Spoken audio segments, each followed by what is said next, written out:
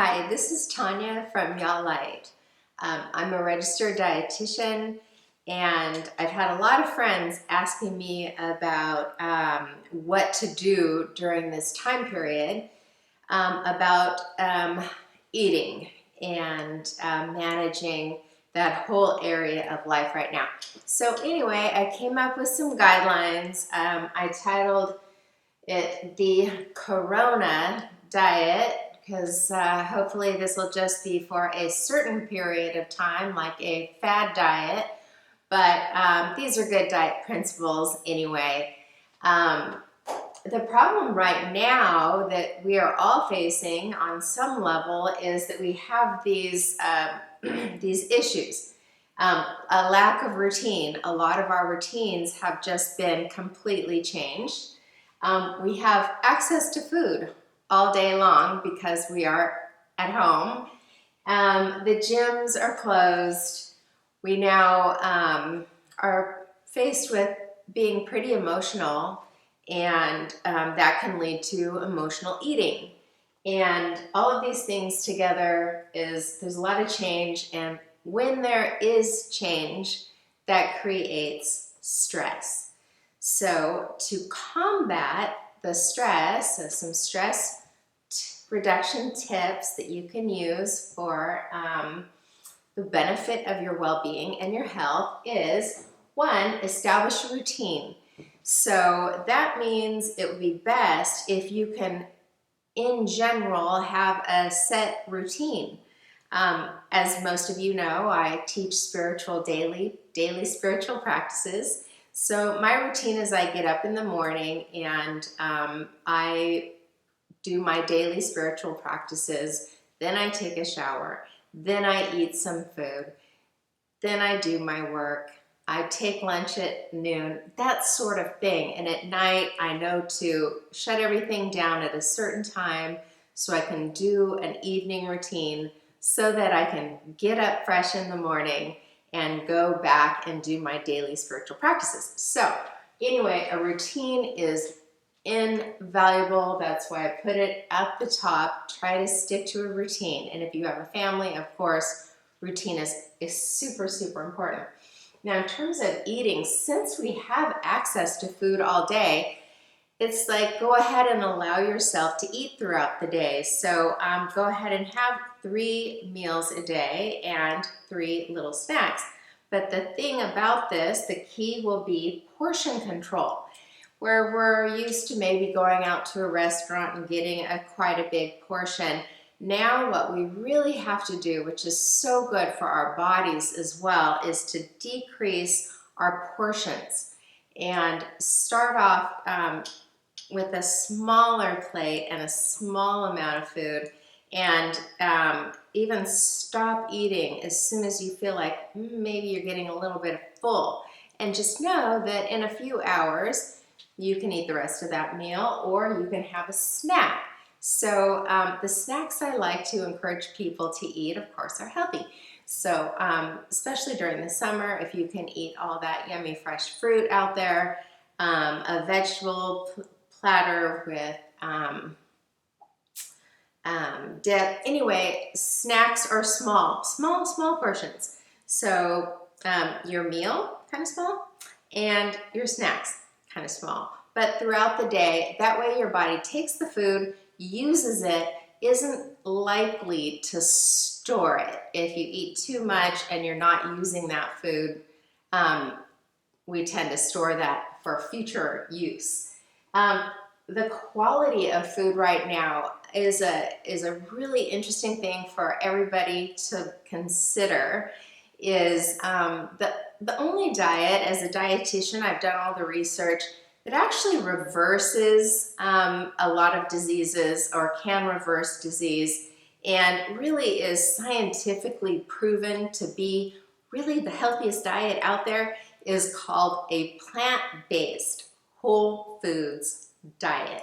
So that's fruits, vegetables, nuts, seeds, anything that grows from the earth, all the crops from the ground, whole grains, beans, things that if you knew this came from a plant, it's healthy. eat it. It's the best thing for you. So again, it's kind of getting away from processed foods. So anyway, giving that whole um, uh, diet, I hate calling these things diets because it should be a lifestyle, a try. Whole foods, plant-based. And remember, it's the percentage of time. Like, I like the 80-20 rule or the 90-10 rule. So 80% of the time, try to eat real healthy. And 20% of the time, if you have favorite foods that aren't that healthy, eat them, because that's important too. To go ahead and be enjoying your food and the abundance of food supply that's out there. But do know that 80-20 or 90-10 will keep you healthy. If 80% of the time you're eating healthy and 20% of the time you're not, that's not such a good scenario. Okay, so foods in the house. What kind of foods do you keep in the house? I actually had to get rid of my ice cream. Like, I could not stop going to eat ice cream at strange times of the day, really. So now I know, don't keep ice cream in the house. And this used to be a general rule. As a dietitian, I've really worked with people who have some eating issues, and the number one thing is, if you have a food that you don't have self-control over, don't keep it in the house. Now if I want to, it's a nice quick trip with my mask on down to the ice cream store to get a scoop, or it makes a nice outing to go to a certain place and have a scoop of ice cream. But don't keep things that you will turn to over and over again when you're experiencing emotional stress that are really not healthy for you. So know your physical and emotional hunger cues. That's kind of complicated, but you can work on this because we're home, and it gives you an opportunity to become more sensitive to your body. Hunger, real physical hunger cues, everybody should know what that feels like for themselves. Like, I feel like here, I feel empty and a little drained. So I know, like, oh, that's a physical hunger cue. I need to eat something. And an emotional hunger cue might just be, oh, ice cream, ice cream. And it's a good time to understand the differences so that when you have an emotional hunger cue, you can remember it's important to feed your body, physically feed your body all the food that it needs, but you also have to feed your soul, and that's where our emotions are located. So feeding our soul is like listening to, what are you feeling? What sort of thing do you really need to process? What is your soul trying to say to you? And then how can you actually take care of that thing that isn't food? So taking care of the soul is really listening to yourself, having compassion, understanding yourself, writing in a journal. Maybe it's about talking, using your voice to talk to somebody about just getting that emotion out of your system. So that's feeding your soul what it needs versus feeding your emotional cues, physical food. Okay, so feed body, soul, and spirit. And feeding the spirit is getting in nature, anything that is beautiful, listening to music, and resting. Actually, it's interesting, it's not counterproductive to rest. When you rest, you'll get more in touch with whether you're physically hungry, whether you're emotionally hungry, whether you need something spiritual, whether you need, so resting is a time where you can really, really feed your body truth and what it needs. And remember to get nature and fresh air. Feed your body that. It needs that as much as you can.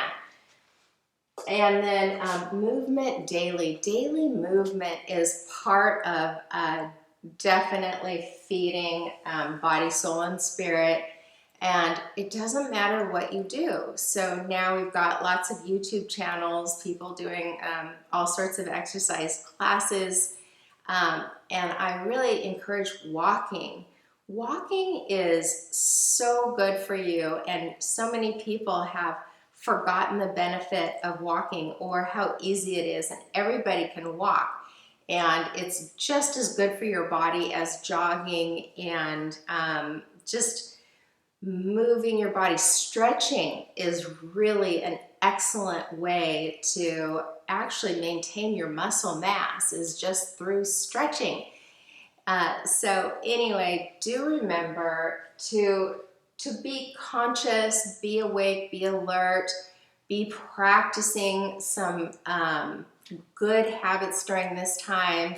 And it is a very good time to establish good habits, because they say typically it takes at least 28 days to really consciously begin to incorporate a new habit, and it can take really up to 90 days, which is 3 months, before that habit has created a new pathway in your brain, so that every time you have a thought like, oh, I'm feeling something, I'm going to reach for ice cream, and you develop a new habit, it's a new pathway in your brain. Every time you feel that, you don't do that, and you call a friend or you go journal, and you establish a new habit, a new pathway. So God bless, and hopefully this won't last forever, but use this time period to establish some good habits. Hope this was helpful. This is Tanya with Y'all Light. Go in grace and go with grace.